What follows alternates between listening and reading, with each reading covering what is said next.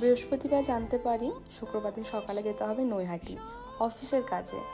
আর নৈহাটি যাচ্ছি মানেই বড় মাকে দর্শন করতে যাব, এটা তো একদমই স্বাভাবিক।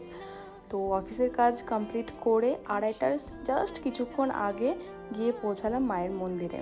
আমরা কুটি কয়েকজন ছিলাম তখন। মাকে অনেকক্ষণ দর্শন করেছি, ভালোভাবে পুজো দিয়েছি। এর আগে যতবার গেছি ততবার লম্বা লাইনে দাঁড়িয়ে ঠেলাঠেলির মধ্যে মাকে সেরকমভাবে দর্শন করতে পারিনি, কিন্তু আজকে গিয়ে জাস্ট মনটা খুব ভালো হয়েছে, খুব ভালোভাবে পুজো দিতে পেরেছি। আমি তোমাদের সবাইকেই বলবো যে এরকম কোনো দিন চুজ করো না যেটা স্পেশাল দিন, লাইক সানডে বা মঙ্গলবার, শনিবার, এই দিনগুলো বাদ দিয়ে যে কোনো দিন যাও, খুব ভালোভাবে পুজো দিতে পারবে। আমি তো আজকে ভীষণ ভালোভাবে পুজো দিতে পেরেছি। আর সবাই তোমরা এটা শেয়ার করো। জয় বড় মা, সবাইকে ভালো রাখুন।